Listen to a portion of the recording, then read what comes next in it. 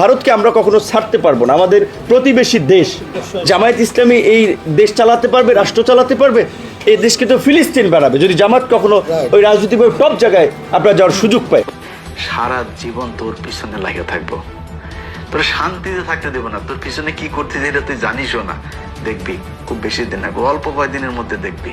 আর 1 জুলাইতে বিএনপির পতন বাংলাদেশে হবে ইনশাআল্লাহ। এটা কোনো বাজেট না, এটা দলীয় নেতা কর্মীদের একটি গ্যাজেট, যেই গ্যাজেটের মাধ্যমে তারা চাঁদাবাজির স্বীকৃতি করতে চাচ্ছে বাংলাদেশে।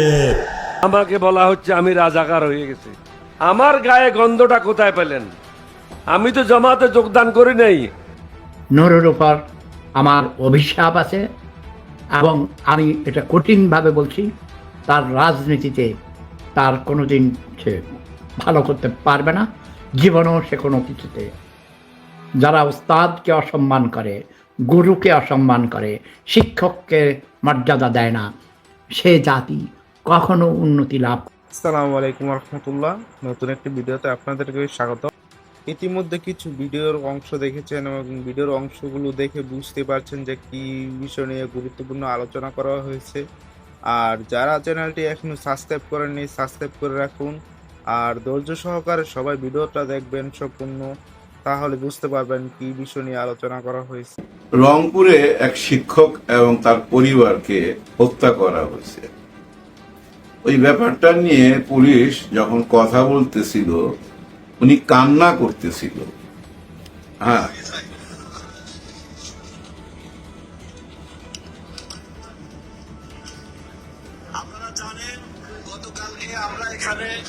মানে উনি নিজেই সইতে পারতেছিল না এই ঘটনাটা।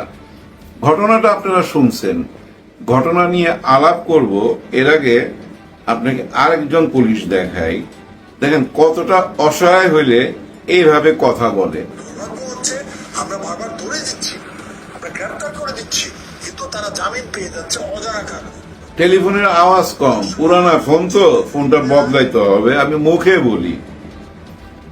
উনি বলতে চাচ্ছে যে আমরা তো আসামি ধরে দিচ্ছি, কিন্তু জামিন পেয়ে আসতেছে, আর জামিন পেয়ে এসে আমাদের সামনে হাসতেছে। উনি এমন একজন আসামির কথা বলছে যাকে 45 বার ধরা হয়েছে, 45 বার অ্যারেস্ট করা হয়েছে। চিন্তা করতে পারেন, 2 মাস 3 মাস 5 মাস থাকে, আবার ছুইটা চলে আসে, কিছুই করার নাই। এই যে দেখেন উনি কেন কাঁদতেছিল, এই জন্যই কাঁদতেছিল। এই ঘটনাটা সইবার মতো না ভাই। ঘটনা আপনারা এর মধ্যে জেনে গেছেন। আশেপাশের বাড়ির আশেপাশের ওই শিক্ষকের বাড়ির আশেপাশেই থাকে 2টা ছেলে ছাদে উঠছে, কারণ তারা ইয়াবা খাবে, জায়গা পাচ্ছে না, ওইখানে ইয়াবা খাবে। ওই বিল্ডিং এই থাকতো চক্রবর্তী নামে একজন শিক্ষক। ওনার হয়তো মনে হয়েছে ছাদে কেউ থাকতে পারে, খুটখাট আওয়াজ হচ্ছে। উনি কিন্তু ওই গামছা গায়ে দিয়েই ছাদে উঠছে। এরপরের ঘটনা আপনারা শুনছেন। তর্ক বিতর্ক একটা টাইমে ওনাকে ওই গামছা পেঁচায় মাইরা ফেলছে। উনি কেন আসতেছে না, ওই স্যারের ওয়াইফ ছাদের দিকে আসতেছিল, উনাকেও ধরছে, ধইরা ওনার মুখ বাঁধছে দড়ি দিয়ে বাঁধতে যে গলাতে দড়ি পেঁচাইছে, মুখের এই জায়গা দিয়েও দড়ি পেঁচাইছে। তারপরে দুইজনে এমন টান দিছে ওনার চোয়াল ফেটে গেছে, চোখ বের হয়ে গেছে। তারপরে ঘরে ঢুকে তার মেয়েকে এবং তার ছেলেকে হত্যা করে। হত্যার পর আবার তারা গোসল টোসল করছে, ওইখানে বসে আবার একটা ইয়াবা খাইছে। তারপরে ঘরের কিছু গয়নাগাটি নিয়ে জুম্মার নামাজের যখন আজান দিছে, ওই মুসল্লিদের সঙ্গে বাইরে চলে গেছে। আসামি ধরা পড়ছে। একটাবার চিন্তা করতে পারেন, কত ছোট্ট একটা ঘটনায় 4টা জীবন চলে গেল। এর পিছনে কারণ কি? কারণ ওনাদের ওই বিবেক বুদ্ধি কিচ্ছুই কাজ করতেছিল না। ইয়াবা এমন এক মাদক যে এটা সেবন করবে তার কিন্তু কোনো হুঁশ জ্ঞান কিচ্ছুই থাকবে না। সে কি করতেছে সে নিজেও তো জানে না। বিন্দু মাত্র সেন্স কাজ করে না ভাই, বিন্দু মাত্র সেন্স কাজ করে না। বিন্দু মাত্র সেন্স কাজ করলে এত বড় ঘটনা ঘটতে পারে? নিশ্চয়ই না। কিন্তু কিভাবে বন্ধ করবেন? ইয়াবা বন্ধ করতেই তো হবে, নাইলে এই দেশের ইয়াং জেনারেশন ধ্বংস হয়ে যেতে পারে ভাই। এই যে গ্রামগঞ্জে চারিদিক থেকে যত খুন খারাপির কথা শুনেন না, যত অরাজকতা চলতেছে, এটা এই মাদকের কারণে। কিন্তু কিভাবে বন্ধ করবেন? এই মাদক নিয়ে যেই ধরা পড়ুক না কেন, দেখবেন ওই আদালত পাড়ায় অনেকেই কালো কোট গায়ে দিয়া দাঁড়ায় রয়েছে, এবং তারা যখনই দেখে পত্র পত্রিকায় এই যে 4 জন ধরা পড়ছে, তারা মনে মনে খুশি হয়, কারণ তাদের মক্কেল তার কাছেই তো আসবে এবং টাকা দিবে, এবং সে আইনি লড়াইয়ের মাধ্যমে তাদেরকে আবার বাই করে দিবে। সে আবার যায় ওই একই কাজ করবে। আসামি যখন ধরা পড়ে, ওনাকে যখন কোর্টে দেয়, কোর্ট থেকে যখন রিমাইন্ডে পাঠায়, তখন কিন্তু ওই আসামির আত্মীয় স্বজনরা এসে কিন্তু আর হুমকি ধামকি দেয় না। তারা একটা আপোষ করতে চায়, সমঝোতা করতে চায়, যে ভাই 4 দিন রিমান্ডে আছে, এই নেন 4 লাখ টাকা, ওনারে ভাই মাইরেন টাইরেন না, একটু ঘুমাইবার ব্যবস্থা কইরা দিয়েন। আত্মীয় স্বজন আইসা এই আবদারটাই তো করে। আর আসামিও কিন্তু তার আত্মীয় স্বজনদের বলে, তাড়াতাড়ি টাকা অ্যারেঞ্জ কইরা দিয়ে দাও, তাহলে রাত্রে কিন্তু আমারে পিটাইবো। ওই টাকা পয়সা দিয়ে আপোষনামা করে। এরকম অনেক ঘটনা আপনারা শুনছেন।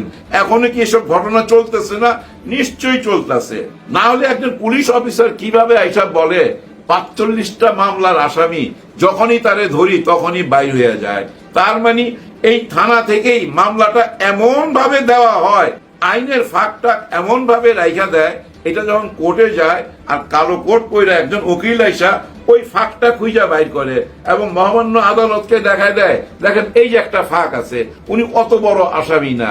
কারণ ওই আয়ু যখন মামলাটা লেখে তখনই ফাঁকটা রাইখা দেয়, কারণ ওই যে আপোষনামার মাধ্যমে ওই কাজটা হয়। বর্তমানে ভাই এই দেশের সবচেয়ে বড় প্রবলেম আইন শৃঙ্খলা। একেবারেই ঠিক নাই আইন শৃঙ্খলা, যা ইচ্ছা তাই ঘটতেছে। কিছুক্ষণ আগে আজকে বেলা 3টার দিকে দেখলাম সারের জন্য ভাই সবাই লাইন ধরে দাঁড়ায় রয়েছে। কোথায়? সরকারি কোনো গোডাউনের সামনে। সার দিচ্ছিল না। একটা টাইমে সবাই মিলা লুটপাট কইরা ওই সার মাথায় কইরা নিয়ে ভাগতেছে, সব সার লুটপাট কইরা নিয়ে চলে গেছে। এই একই ঘটনা দেখছিলাম 74 সালে ভাই, ওই যে রেশন দোকানে চাউল দিত না, ওই চাউলের দোকান থেকে সব লুটপাট কইরা নিয়ে গেছে। আমার নিজের চোখে দেখা এই মহাখালীতে এই ঘটনা ঘটছিল। অভাব আর পেটের জ্বালায় কি করবে মানুষ? ওই রেশন দোকান থেকে চাল লুট করে নিয়ে গেছে। আর এখন ভাই সার পাওয়া যাচ্ছে না। 1350 টাকার সার হয়ে গেছে 1600-1700, 2000 টাকা দিয়েও পাচ্ছে না, যার জন্য লুট করে নিয়ে চলে গেছে।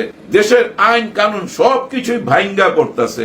এর মধ্যে আপনার একটা ঘটনা দেখছেন ফরচুন মার্কেটে, এক বাবা তার মেয়েকে নিয়ে গেছে, 10-12 বছরের মেয়ে। ওই বাবাকে ধইরা তার পকেটের মধ্যে ইয়াবা ঢুকাই দেওয়া হয়েছে, তারপরে তাকে অ্যারেস্ট করে নিয়েছে। আবার বোধহয় ছাইরাও দিছে না, কি হয়েছে জানি না, কিন্তু এইসব ঘটনা দেখতে ভালো লাগতেছে না। পুলিশ কেন আরো শক্ত হইতে পারতেছে না? কেন হইতে পারতেছে না ভাই? ওই উপরের টেলিফোনের জ্বালায় ওই একই সিস্টেমে চলতেছে তো ভাই। ইনুস সরকারের আমলে আপনারা দেখছেন না, কাউকে যদি ধরতো ওই থানার ভিতরে যা ছুটে নিয়ে আসতো। এই আমলে কি এটা নাই ঘটনা? এরকম ঘটনা এখনো ঘটতেছে। দেখেন ভাই ব্রাদার, আদালত আছে, আইন আছে, জেল আছে, বিচারক আছে, বিচারপতি আছে, সব কিছুই আছে, কিন্তু তারপরও কেন কাউকে লাইনে আনতে পারতেছে না? কেন আইনের ভয়টা মানুষের ভিতরে ঢুকাইতে পারতেছে না? মানুষ কেন আইনকে মানতে চাচ্ছে না? এর পিছনে কারণ কি জানেন? কারণ একটাই, আপনি যত বড় অপরাধী করেন না কেন, আপনাকে ধরা হইল, ধৈরা হ্যান্ডকাপ লাগানো হইল, তারপর একটা হেলমেট লাগায়া একটা বুলেট প্রুফ জ্যাকেট পরায়া আমি নিয়ে গেলাম আদালতে। আদালত ওইখান থেকে একটা রায় দিল, রায়ের পরে আপনি রিমাইন্ডে গেলেন, অথবা রিমাইন্ড থেকে আবার জেলের ভিতরে ঢুকে গেলেন।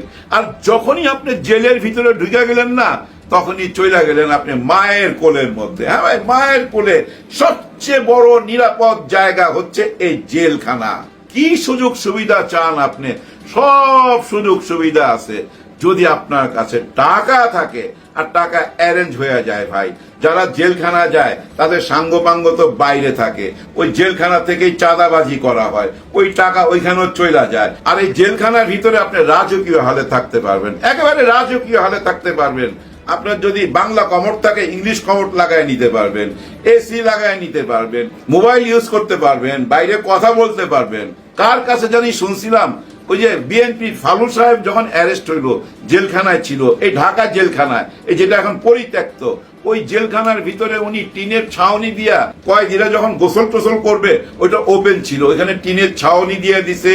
এবং মাঝে মধ্যে ওইখানে উনি ভাই জ্যাবতী খাওয়াইতো কয়েদিদেরকে, যার জন্য উনি হয়ে গেছিল জেলখানার সম্রাট। আর এখনো যারা জেলখানার ভিতরে আছে না ভাই, তারা রাজা বাদশার হালেই আছে।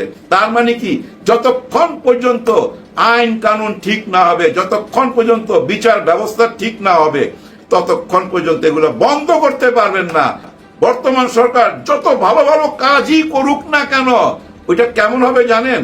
ওই 1 মণ দুধের মধ্যে 1 ফোঁটা তেঁতুল দেওয়ার মতো। হ্যাঁ, 1 ফোঁটা তেঁতুল দিয়ে দিলে ওই দুধটা কি হবে? পুরো দুধটাই তো ফাইটা যাবে। ঠিক তেমনি ওনারা যতই উন্নতি করুক না, যতই ভালো কাজ করুক না, দেশের আইন শৃঙ্খলা যদি ঠিক না হয়, সাধারণ মানুষ কিন্তু সেটা মাইনা নিবে না।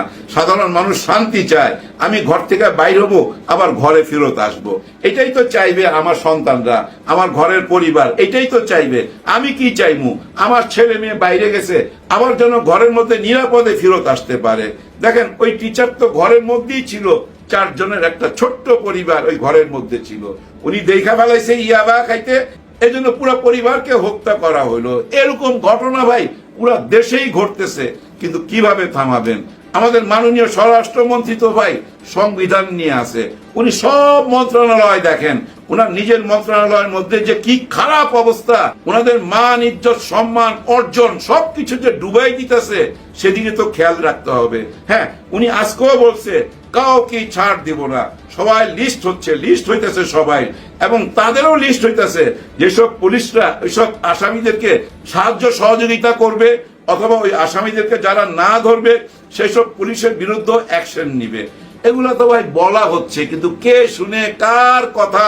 অপারেশন ডেভিল হান্টের কথাও তো আমরা শুনছি, কোনো কিছু হয়েছিল ইউনূস সরকারের আমলে? কিচ্ছু হয় নাই। এখনো ভাই এইসব কথাবার্তা দিয়ে কিচ্ছু হবে না। কারণ কি জানেন? আপনি একজনকে ধরবেন, উনার জন্য আবার 10 জন টেলিফোন করতে থাকবে। কারণ ওই যে দল করে, ওই দলের লোকজনরাই তো দলকে ডুবাচ্ছে। তাহলে উপায় কি ভাই? এভাবে কি দেশ চলতে থাকবে? না, উপায় একটা আছে। ওই যে ফখরুদ্দিনের সরকার, যতই খারাপ হোক না কেন, ওই ফখরুদ্দিনের সরকার, তার একটা গুণের কথা তো বলতেই হবে, অপারেশন ক্লিন হার্ট। হায় হায়, এটা নাম শুনলেই তো অনেকে হার্ট ফেল কইরা মইরা যাইতো, ভয়ে কাপড়ে পেশাব কইরা দিত, টাকা পয়সা ভাই রাস্তাঘাটে ফালাই দিত, দামি দামি গাড়িগুলা রাস্তায় ফালাই দিয়ে ভাইগা গেছে না? মনে আছে আপনাদের ওই ঘটনাগুলা? মনে আছে? নিশ্চয়ই মনে আছে। ওই অপারেশন ক্লিন হার্ট 2 করতে হবে, কিন্তু অপারেশন ক্লিন হার্ট 2 আসলে ভাই আবার চলে আসে ওই ক্রস ফায়ার, আইন বহির্ভূত হত্যাকাণ্ড চলে আসে। সেটা তো একটা স্বাধীন দেশে হইতে পারে না, কিন্তু এইটা তো হইতে পারে। নিয়ে জেলখানায় ঢুকামু যেন আর বাইর না হইতে পারে, আর জেলখানার মধ্যে যেন রাজকীয় হালে না থাকতে পারে। ওইখানে যদি কঠিন শাস্তির ব্যবস্থা করা হয়, তাহলে তো একটা উপায় বাইর হইতে পারে, কিন্তু কিছুই হচ্ছে না। কে সামলাবে এগুলা? মিডিয়া তো তেমন ভাবে নিউজ হয় না, পত্র পত্রিকাও ভাই তেমন ভাবে নিউজ হয় না। কে সামলাবে বলেন?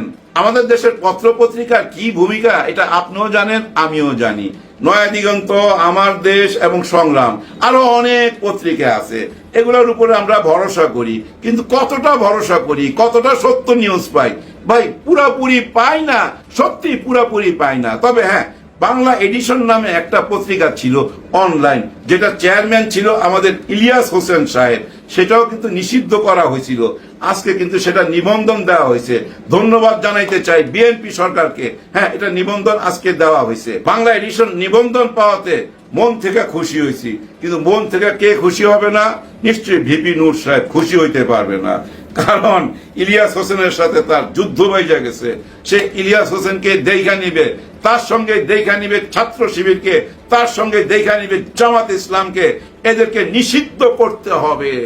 এই কথাগুলা কারা বলতো? জামাত ইসলামের নিষিদ্ধ কারা চাইতো? আওয়ামী লীগ চাইতো এবং ভারত চাইতো। আজকে সেই ভারতের বয়ান কেন ভিপি নূরের কণ্ঠে? এটা কিন্তু বিরাট একটা বড় প্রশ্ন।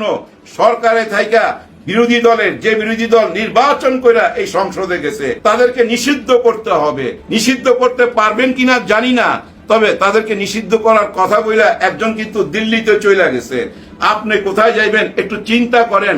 আপনার এই ধরনের কথা বলা মোটেও উচিত হচ্ছে না। এই ধরনের কথা জবানে আনবেন না। কি ধরনের কথা বলেন একজন প্রতিমন্ত্রী হইয়া? আপনার কণ্ঠে কেন শেখ হাসিনার বয়ান? শেখ হাসিনা তো ওনাদের নিষিদ্ধ চাইছিল এবং নিষিদ্ধ কইরাও গেছে, আপনিও কেন সেই নিষিদ্ধ চাইতেছেন? এটার জন্য ভাই তদন্ত করতে হবে এবং দায় দায়িত্ব নিতে হবে বিএনপি সরকারের। বিএনপি সরকারের একটা কিছু বলা উচিত, ভিপি নূর এবং এই রাশেদ খানকে মাননীয় প্রধানমন্ত্রী আপনি সাবধান করেন। যদি সাবধান না হয় বিরাট বড় ভেজাল হবে। অলরেডি কিন্তু আমাদের ইলিয়াস হোসেন এবং পিনাকি ভট্টাচার্য দুজনই প্রতিজ্ঞা কইরা ফেলছে। কি প্রতিজ্ঞা? যে তোমার সাথে খেলবো। হ্যাঁ,